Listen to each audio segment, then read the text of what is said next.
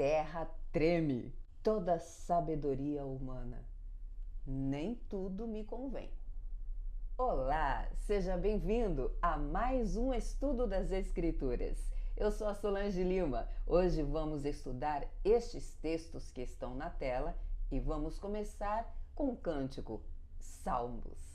Quase concluindo Salmos 104, o salmista hoje fala sobre a permanência do poder e da glória de Deus para sempre e fala sobre a terra tremer.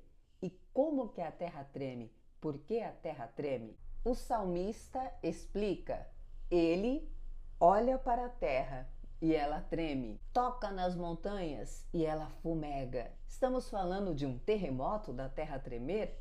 É um poema, é um cântico de louvor que representa o poder, a autoridade e o domínio de Deus sobre a terra.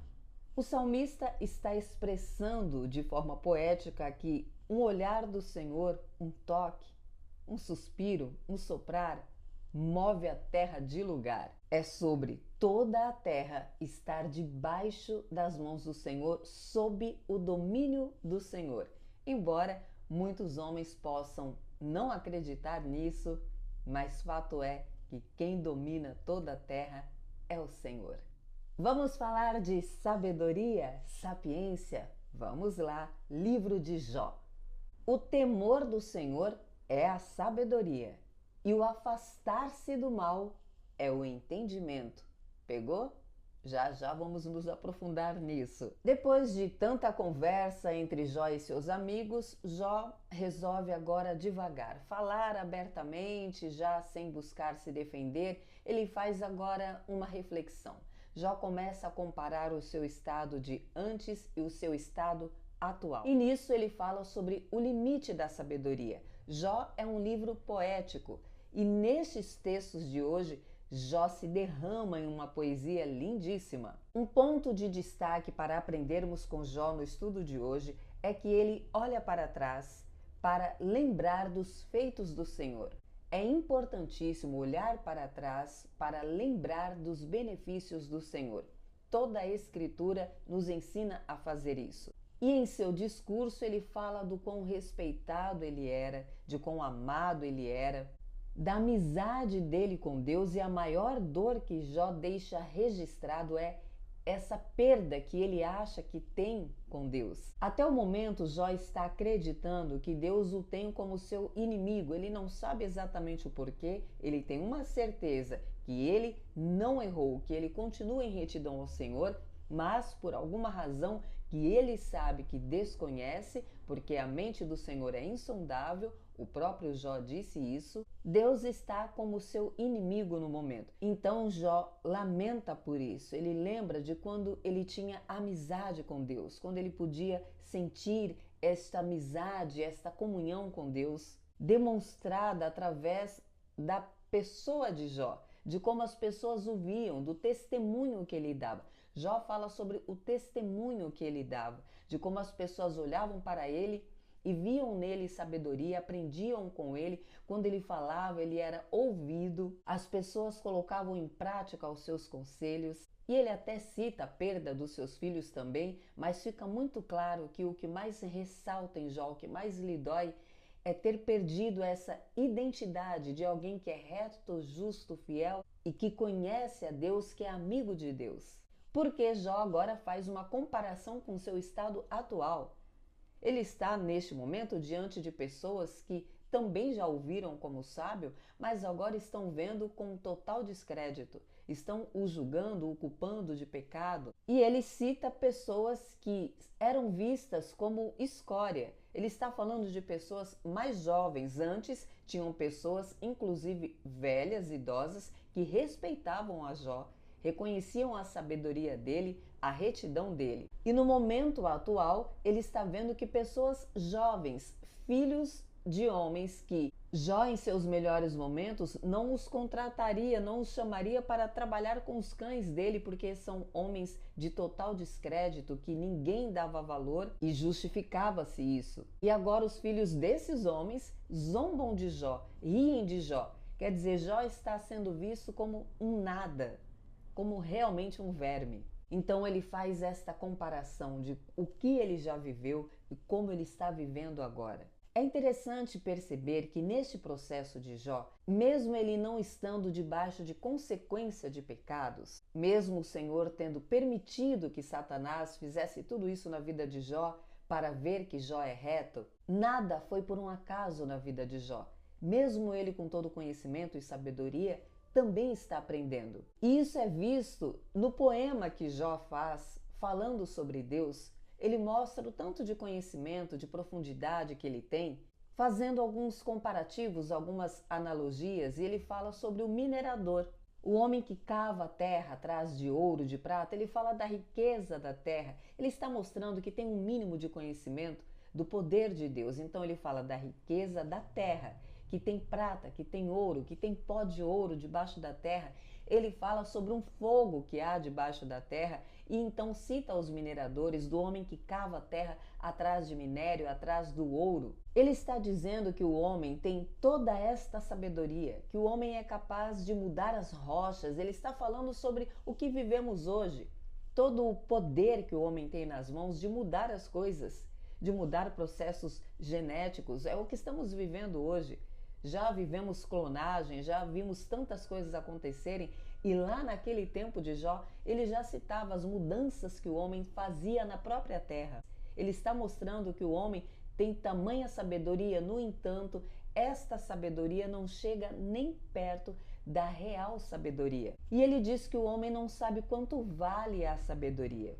Depois de descrever toda essa sabedoria, este intelecto do homem de poder resolver coisas na terra, de cavar tesouros, ele diz: mas este homem não sabe onde encontrar a sabedoria.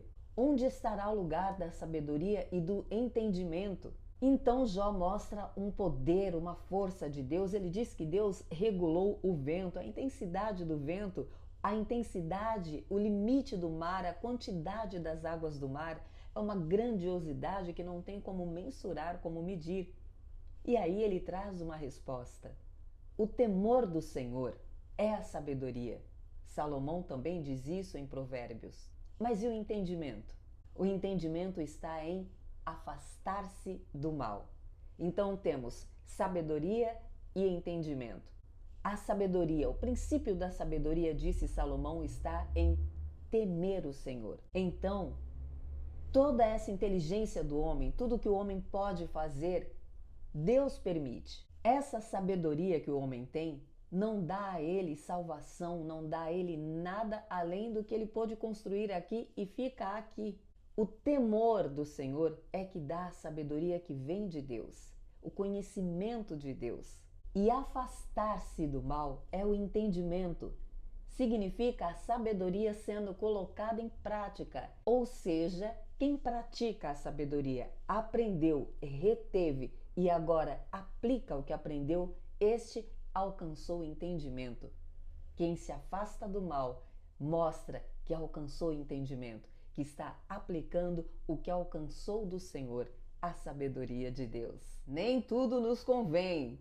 Vamos para a primeira carta do apóstolo Paulo aos Coríntios. Depois de Paulo lembrar aos irmãos de Coríntios sobre a história do povo de Israel, sobre os livramentos de Deus, o poder de Deus, tudo o que aconteceu com o povo saindo do Egito, Paulo diz que tudo isso ficou registrado para o conhecimento, para o entendimento, para aprender. Falamos de sabedoria.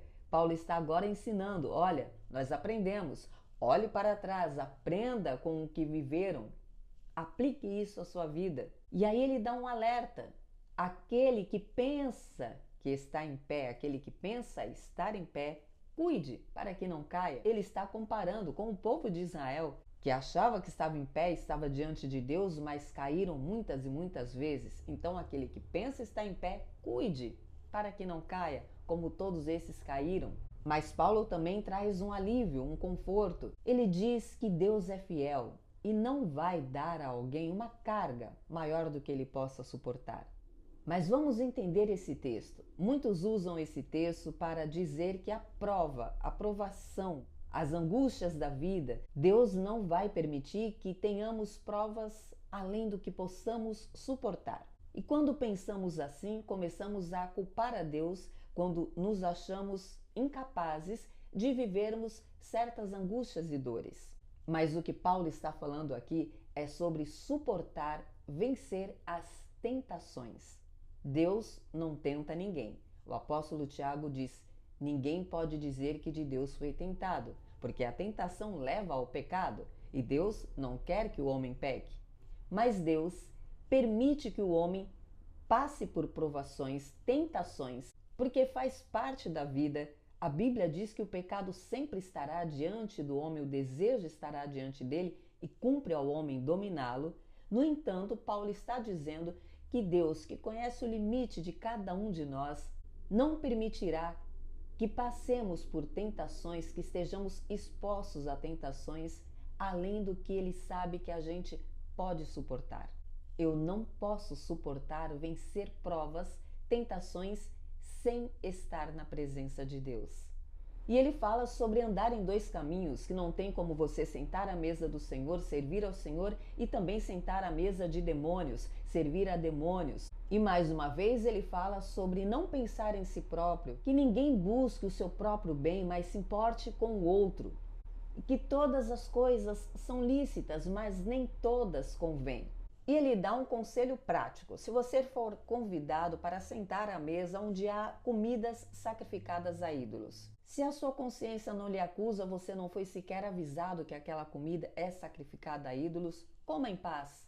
Mas se a pessoa que te convidou lhe avisar, e ainda que a sua consciência não lhe acuse, porque você está ali comendo para a glória de Deus e não sacrificando a ídolos, mas isso vai prejudicar a pessoa que lhe convidou, se isso vai enfraquecê-la, então não coma. Paulo está reforçando o ensinamento que ele já trouxe. E então ele cita aquele texto muito conhecido. Olha, se a sua consciência não lhe acusa, se você está ali por Deus, por amar a Deus, se você está em paz com Deus, quer comais, quer bebais, quer façais qualquer outra coisa, faça para a glória do Senhor. Então não pense em si próprio, pense no irmão, pois nós somos um corpo. Cuide do corpo e faça isso para a glória do Senhor. Até amanhã, se Deus disser que sim, para a glória do Senhor.